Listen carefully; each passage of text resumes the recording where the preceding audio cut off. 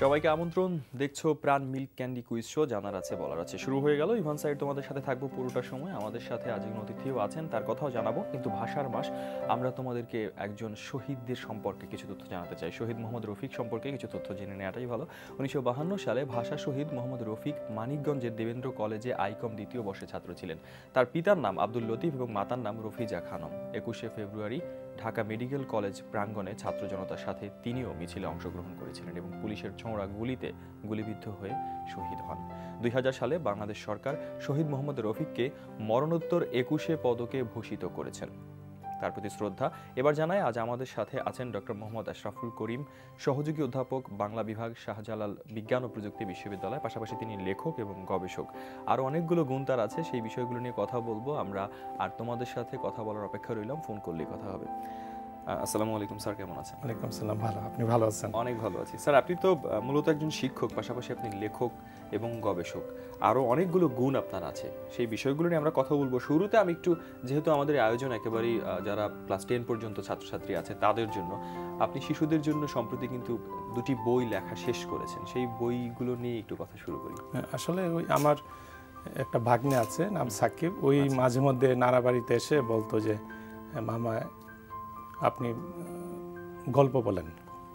তো সেই হিসাবে আমি গল্প বলা ওকে দিয়ে শুরু, তারপরে আমি লিখি এগুলো। একটি নাম হচ্ছে পাতালপুরীতে 4 দিন।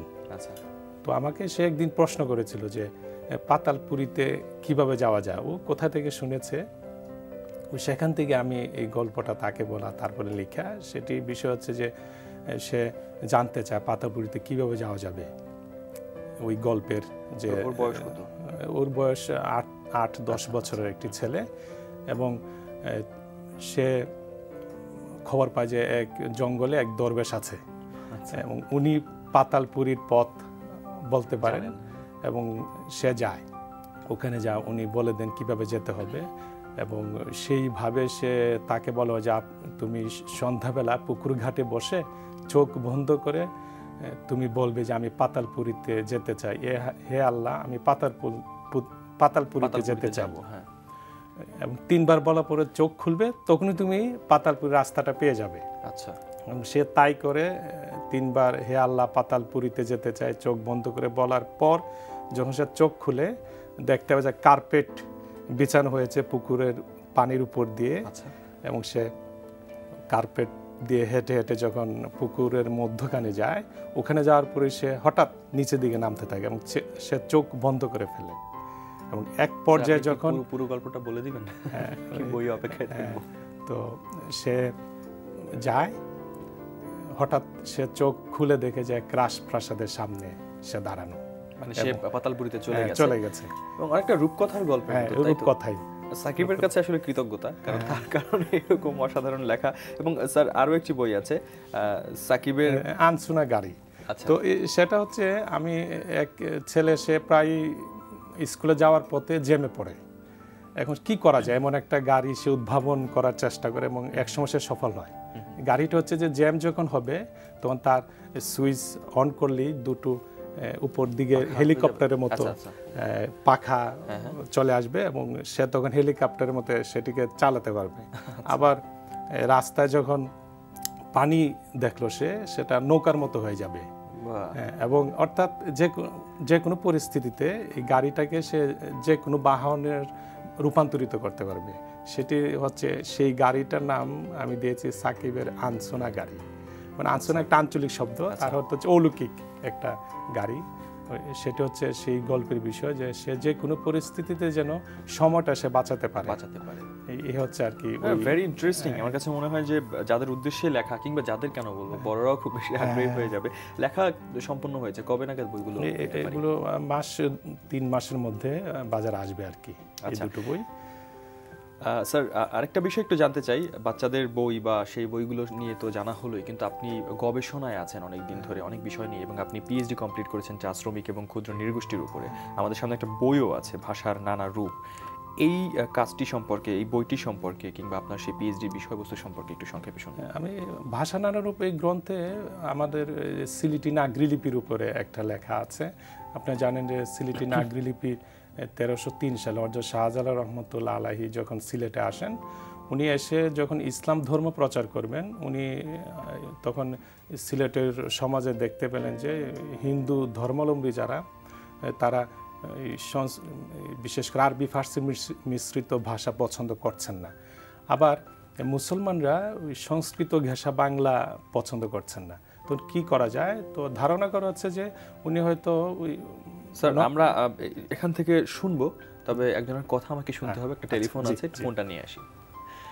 কে বলছো? হ্যালো ভাই, আসসালামু আলাইকুম। ওয়ালাইকুম আসসালাম। প্রথম ফোনের জন্য ধন্যবাদ। তোমার নাম বলো, কোন ক্লাসে পড়ো সেটা বলো। আমার নাম আকিফ, ক্লাস 6 এ পড়ি। এবার বলো যে কোন বিভাগ থেকে প্রশ্ন করব। জানা জানা। জানা।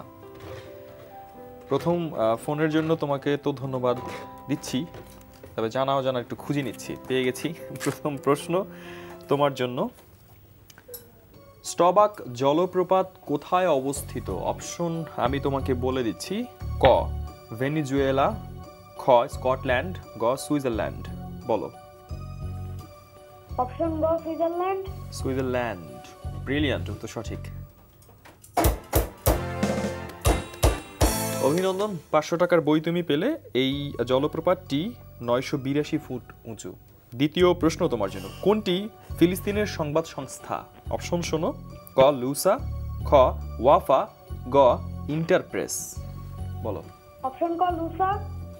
উত্তর নিলাম, কিন্তু দুঃখিত, সঠিক নয় উত্তরটি। সঠিক উত্তর হচ্ছে খ ওয়াফা। স্যার আমরা তো সেই কথাগুলো বলবো, শুনবো।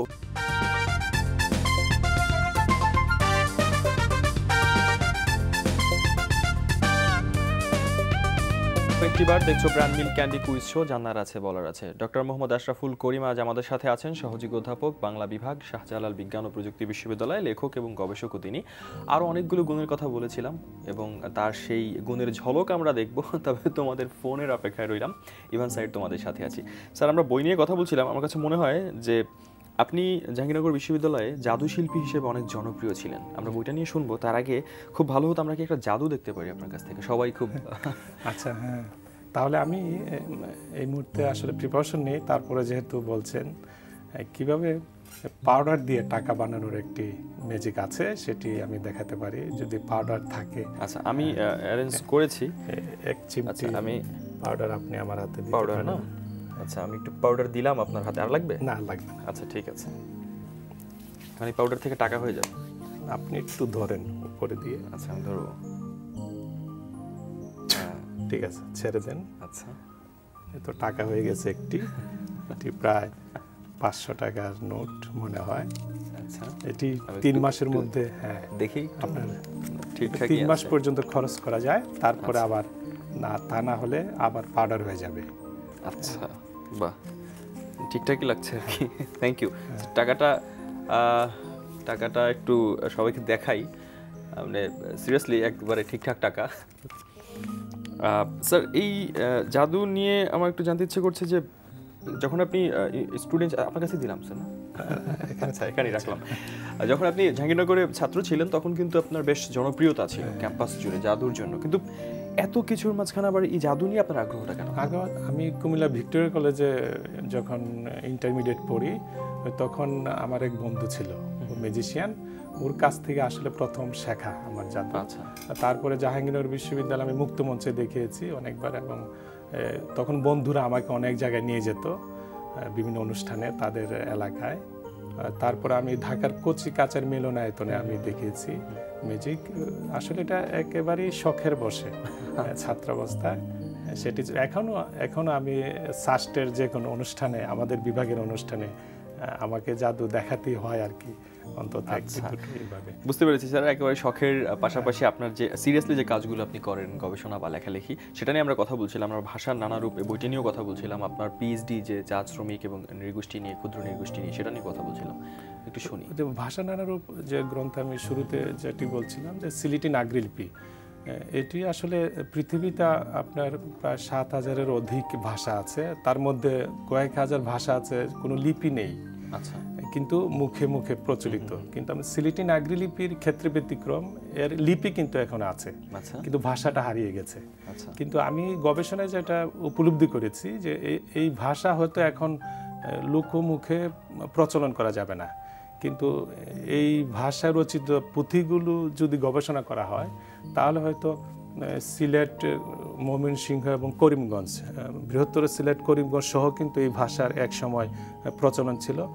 তাহলে হয়তো ওই পুঁথিগুলো গবেষণার মাধ্যমে আমাদের ওই এলাকার ইতিহাস ঐতিহ্যের কোনো নতুন বিষয় তত্ত্ব উদ্ঘাটন হতে পারে।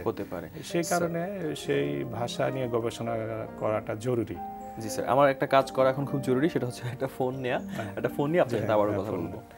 কে বলছো? ওয়ালাইকুম আসসালাম, নাম বলো। আমার নাম মুসাইবা। কোন ক্লাসে পড়ো তুমি? আমি ক্লাস কোন বিভাগ থেকে প্রশ্ন করব বলো? জানা অজানা থেকে প্রশ্ন। শিম কোন দেশের পার্লামেন্টের নাম? অপশন শোনো। ক সুইডেন, খ পোল্যান্ড, গ সার্বিয়া। সুইডেন উত্তর নিলাম, কিন্তু সঠিক নয়, আন্তরিকভাবে দুঃখিত। সঠিক উত্তর হচ্ছে পোল্যান্ড। স্যার আরেকটা ফোন নেই। হ্যালো। হ্যাঁ, নাম বলো। আমি সুপ্তি, কোন ক্লাসে পড়ো তুমি? ক্লাস 10। বলো কোন বিভাগ থেকে প্রশ্ন করব? ইতিহাস ও ঐতিহ্য। জানা অজানা বিভাগটি কিন্তু শেষ হয়ে গেছে, যারা ফোন করবে এরপর সবার জন্যই বলছি। ইতিহাস ও ঐতিহ্য থেকে প্রথম প্রশ্ন তোমার জন্য। প্যারাডাইস লস্ট মহাকাব্য রচনা করেন জন মিল্টন, এটা আমরা সবাই জানি, কিন্তু প্রশ্ন হচ্ছে এটি প্রকাশিত হয় কত সালে? অপশনগুলো শুনে নাও। ক 1666, খ 1667, গ 1668। বলো সুপ্তি, জলদি। 1667 উত্তর নিলাম এবং সঠিক। অভিনন্দন, 500 টাকার বই তোমার জন্য। দ্বিতীয় প্রশ্ন। সম্রাট জাহাঙ্গীরের পত্নী নূরজাহানের পূর্ব নাম কি ছিল? অপশনগুলো ভালো করে দেখে এবং শুনে নাও। ক মেহেরুন্নিসা, খ মুর্শিদাউন্নিসা, গ মাহমুদুন্নিসা। বলো। মেহেরুন্নিসা সঠিক। Thank you very much. 1000 টাকার বইয়ের জন্য ধন্যবাদ। এবার পরের প্রশ্ন করব। হ্যাঁ, যাব। নিয়ম জানো? জি। আচ্ছা, প্রশ্নটি হচ্ছে থার্মোমিটার আবিষ্কার করেন ওলন্দাজ বিজ্ঞানী ফারেনহাইট। বলতে হবে কত সালে তিনি থার্মোমিটার আবিষ্কার করেন। সালগুলো আমি বলছি। ক 1713 সালে, খ 1714 সালে, গ 1715 সালে। বলো। 1715 সালে। ব্রিলিয়ান্ট উত্তর, সঠিক। Thank you very much. 2000 টাকার বই দিতে পেরে আমারই ভালো লাগছে। স্যার, কথা বলছিলাম আপনার সাথে এবং আপনার বইটি নিয়ে কথা বলছিলাম, গবেষণা নিয়ে কথা বলছিলাম। সেই কাজের পাশাপাশি আপনি কিন্তু আপনার আরও অনেক গবেষণামূলক বিভিন্ন লেখা পত্রিকায় বিভিন্ন জায়গায় এসেছে। সেই সব বিষয় কি একই বিষয়ের উপর আপনি লিখছেন? না, একই বিষয় না। আমার গবেষণার ক্ষেত্র আপনার ভাষা, চলচ্চিত্র, তারপর লোক সংস্কৃতি, আমাদের ইতিহাস ঐতিহ্য, অর্থাৎ আমাদের শেকড় যেটি, ওই জায়গাটাকে আমি বেশি গুরুত্ব দিচ্ছি। এবং ইতিমধ্যেই আমার প্রায় 34টা আর্টিকেল বিভিন্ন গবেষণামূলক জার্নালে প্রকাশ পেয়েছে, যেমন আমাদের ঢাকা বিশ্ববিদ্যালয় ভাষা বিজ্ঞান পত্রিকা। এবং স্যার আপনার আরো অনেক কথাই জানি, মঞ্চ থেকে আপনার অভিনয় জীবন শুরু, এই সমস্ত বিষয় নিয়ে আপনার আরো অনেক কাজ নিয়ে আমরা কথা বলবো।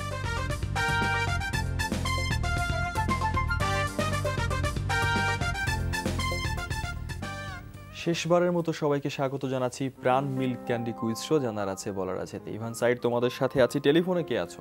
হ্যালো। আমি শুভ। শুভ, কোন ক্লাসে পড়ো তুমি? ক্লাস 10। ক্লাস 10-এ। তুমি জানো এখন ছবির গ্যালারি খেলবো? জি। ঠিক আছে, ছবি দেখো। ছবির এই ফুটবল স্টেডিয়ামটি কোথায় অবস্থিত? অপশনগুলো আমি বলে দিচ্ছি তোমাকে, শুনে নাও। ক ব্রাজিল, খ রাশিয়া, গ দক্ষিণ আফ্রিকা। বলো। অপশন ক ব্রাজিল। ব্রাজিল নিলাম, কিন্তু সঠিক নয় উত্তরটি। খুব দুঃখিত আমি। সঠিক উত্তর হচ্ছে দক্ষিণ আফ্রিকা। স্যার, আপনার সাথে অনেক কথাই বলছিলাম। আমি আরেকটা ব্যাপার বলি যে মূক অভিনয় মানে সংলাপ ছাড়া যে অভিনয় বা মাইম, আপনি সেটার বাংলাদেশে একদম উচ্চতর যে প্রশিক্ষণ কোর্স প্রথম ব্যাচের স্টুডেন্ট ছিলেন 1996 সালে, সেখানেও আপনি জড়িয়েছিলেন। সেই আগ্রহটা কেন খুব সংক্ষেপে জানবো, পাশাপাশি একটা মাইম যদি আমাদেরকে দেখাতেন। আসলে আমি ওই মঞ্চ নাটকের সঙ্গে জড়িত ছিলাম। কুমিল্লা ভিক্টোরিয়া কলেজে যখন আমি ইন্টারমিডিয়েট পড়ি, তখন মান্নান হীরার ফেরারি নিশান ওই নাটকে আমি মুক্তিযোদ্ধা মনির চরিত্র অভিনয় করেছিলাম। শুরু আমার। তারপর জাহাঙ্গীরনগর বিশ্ববিদ্যালয়ে লোক থিয়েটারের সঙ্গে জড়িত ছিলাম। তখন ওই নাটকের জন্যই মূলত মাইম শেখা, এবং ওই জন মাইম অ্যান্ড পেন্টুমাইম একাডেমি ছিল জিল্লুর রহমান জন, যিনি বাংলাদেশের একজন প্রসিদ্ধ মূকাভিনেতা ছিলেন, বর্তমানে কানাডাতে আছেন। ওনার একটি প্রতিষ্ঠান ছিল জন মাইম অ্যান্ড পেন্টুমাইম একাডেমি, ওখানে আমি প্রথম ব্যাচের ছাত্র ছিলাম।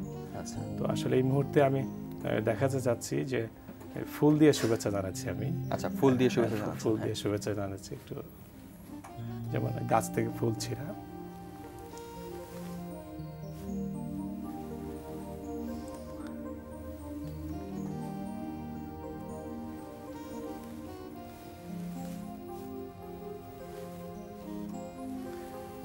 মালা গাচ্ছি এখন।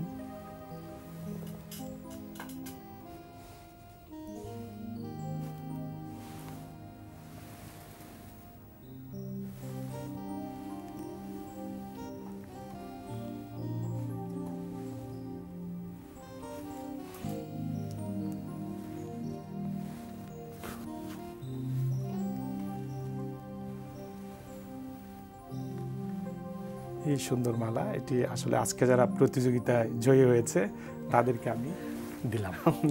চমৎকার চমৎকার স্যার। এত কিছুর সাথে আপনারা জড়িয়ে থাকা, পাশাপাশি আপনার লেখালেখি নিয়ে কথা বলছিলাম, সেখানে আমাদের অনেক ধরনের লেখা আপনার কাছ থেকে পেয়েছি। শুধুমাত্রই যে গবেষণামূলক বেশ কিছু প্রবন্ধ বা তা না, আমরা কাব্যগ্রন্থ পেয়েছি, নাটক পেয়েছি, সেগুলো সম্পর্কে একটু জানতে চাই। আমার প্রথম গ্রন্থ ছিল প্রকাশিত কাব্যগ্রন্থ লাল সবুজ পতাকা। এটির মধ্যে আসলে আমাদের দেশের প্রতি যে টান, দেশের ইতিহাস ঐতিহ্য বেশি কিন্তু বোঝা যায়, লাল সবুজ পতাকা। আবার তারপরে নাটক ছিল একটি জিলাপি মঞ্চ নাটক, সেটি আমার একটি নাট্যগোষ্ঠী আছে সাস্টে, সংসপ্তক নাট্য পরিবার, তারা প্রথম মঞ্চায়ন করে নাটকটি। তারপর আরেকটি নাটক আছে আমাদের এই নীলাকাশে কালো মেঘ, আর ভাষা নানারূপ যেটি।